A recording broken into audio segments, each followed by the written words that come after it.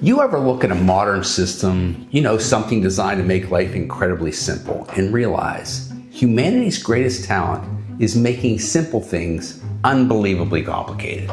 You mean like trying to cancel a gym membership? Exactly. Or in today's case, voting from your couch. Mail-in voting sounds like the ultimate win. No lines, you're in sweatpants, maybe eating a sandwich. Sounds perfect. What could possibly go wrong? Oh, Tanner, what could go wrong is the official motto of bureaucracy.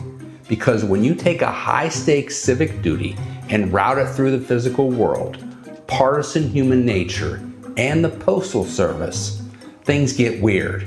Welcome back to Waffle Ladders, a show where we examine the systems running society and occasionally discover those systems can be completely derailed by a spilled cup of coffee. Let's climb the ladder.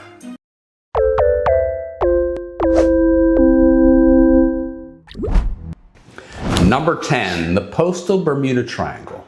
Let's start with the obvious one. When you vote in person, your ballot goes directly from your hand into a secure machine. When you mail it, you're handing it over to a vast, sprawling logistics network that handles billions of pieces of mail. The same network that delivered my birthday card from Aunt Lou 3 months late? Yes, mail gets lost, not often, but often enough that you'll probably experience it yourself.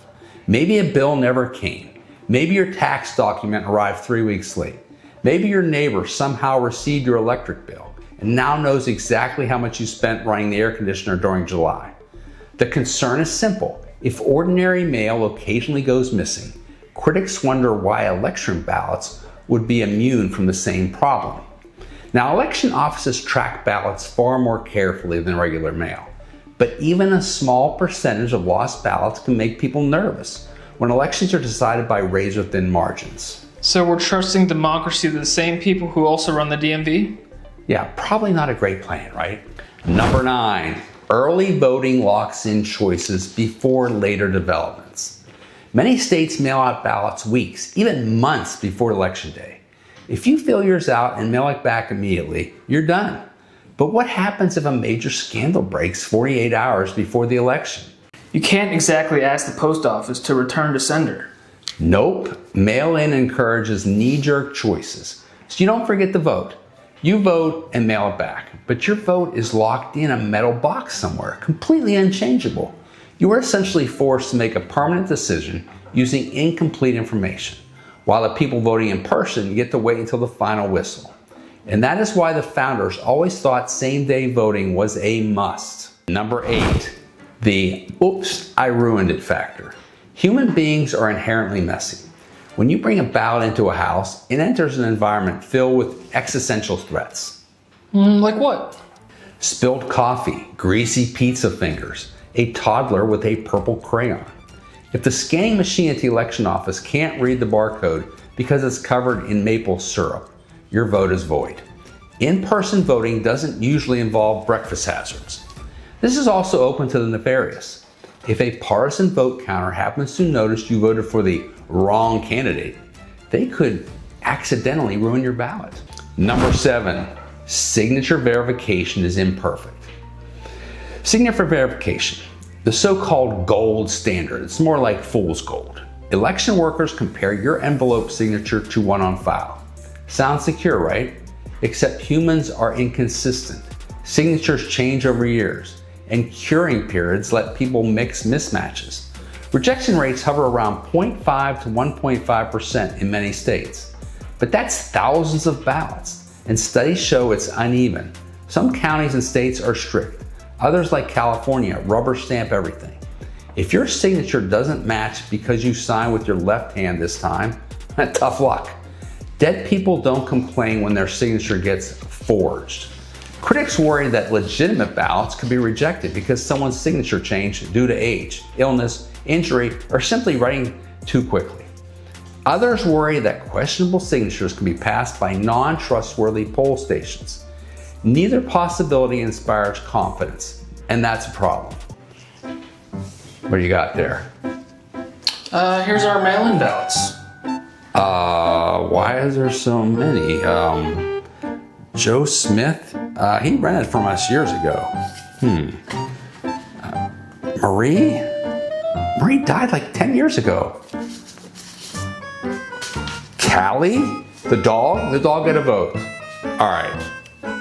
Why? Well, I guess we get more votes then. No, I'm gonna keep these. Oh, come on. Number 6, ballot harvesting concern.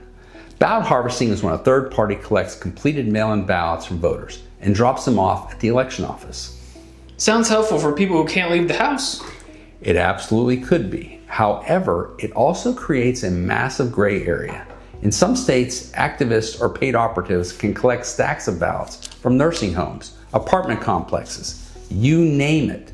Helping grandma vote turns into filling it out for her or swapping it. Texas AG investigations found hundreds of cases of pressure and replacement. Even where restricted, enforcement is hard. One guy's word against another's, right? Good luck proving that. And the laws are not federal, but state mandated. Some states allow it, others restrict it. The concern isn't necessarily the ballot itself, it's a chain of custody. Critics argue that whenever additional people handle ballots, opportunities for mistakes, pressure, or misconduct increase. And I think that's obvious. The debate usually comes down to a simple question. How many hands should touch a ballot between the voter and the election office? Preferably fewer than my French fries. That's actually a surprisingly solid policy. Number 5, voter confidence. Here's one people often overlook. Even if a system works perfectly, public confidence still matters. Elections depend on legitimacy. The winner needs people to believe the process was fair. When voters don't trust the system, confidence erodes, and once trust disappears, rebuilding it becomes very difficult. Critics argue that mail-in balloting can create the skepticism because the process happens largely out of public view. Even worse is when states like California allow mail-in ballots to come in up to 7 days after Election Day. Supporters argue safeguards exist, but perception often matters almost as much as reality. And here's the biggest problem of all, the psychological effect. When people see the winner change back and forth over 3 days, while boxes of mail-in ballots are counted in the middle of the night, they get suspicious. Even if everything is completely legal? Even if it's perfectly legal and audited, because the system is slow and invisible to the public, it creates a vacuum. And if history has taught us anything, it's that when you leave a vacuum in politics, people will immediately fill it with conspiracy theories. The biggest flaw of mail-in balloting isn't necessarily that it's broken, which I would argue it is in some states. It's that it's a little bit messy. In a democracy, perception is everything. It erodes the fundamental principle of secret, secure, verifiable elections. The secret ballot was invented to stop coercion. Mail-in moves it private again, but privately controlled by whoever's around. Combined with all the above, it tanks public confidence. Number 4, outdated voter rolls. Election offices maintain voter registration databases. And maintaining databases is hard, believe me. People move, people change names. People relocate across state lines. People unfortunately pass away. Critics worry that outdated voter rolls can result in ballots being mailed to old addresses. There's no way that extra ballots floating around won't lead to some fraud and invite nefarious political operatives to take advantage. I saw a scam where you report you lost your ballot and they send you another one, and they don't even check. Right. Government databases are rarely as perfect as government officials claim they are. Even worse are states with automatic or universal mail-in send ballots to anyone on the list. Moved, deceased, duplicates, non-citizens in some sloppy cases. Reports of ballots showing up at vacant lots, dead people's addresses, or college kids who left years ago. Michigan had counties over 100% registered in 2020. Of course, they claim this is fake news. Number 3. Verification is harder than in person. When you vote in person, election workers can often verify identity directly. With mail-in ballots, verification relies on paperwork, signatures, and procedures. Critics argue that indirect verification can be less reliable. Election officials use multiple safeguards, but it's so easy to bypass these if one has malintent. I would never cheat.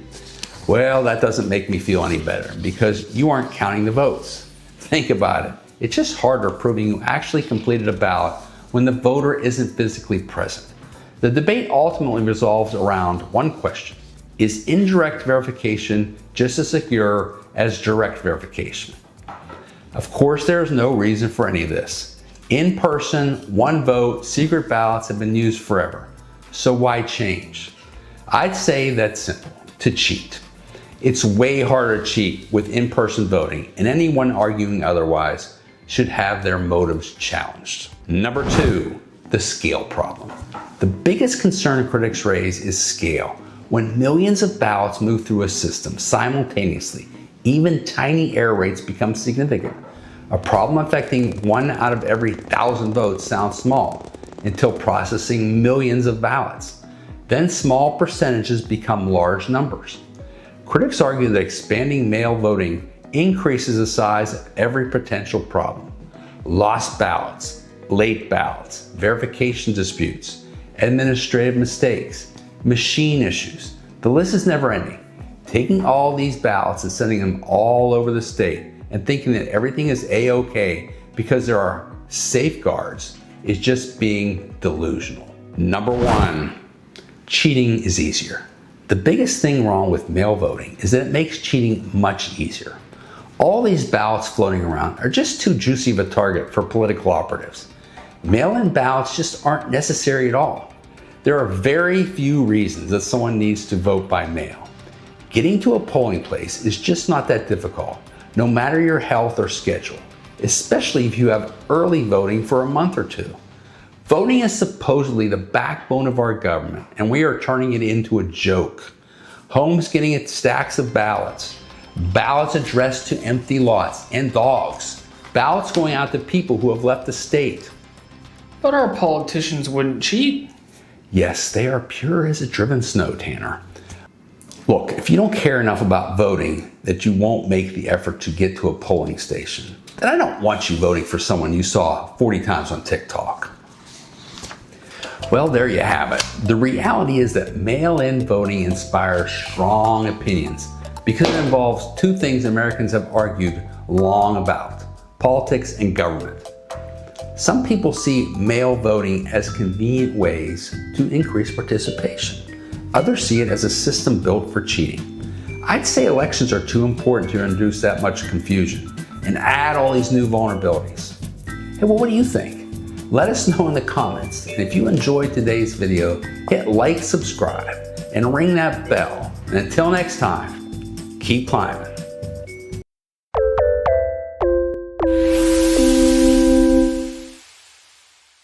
And in the morning, I'm making waffles.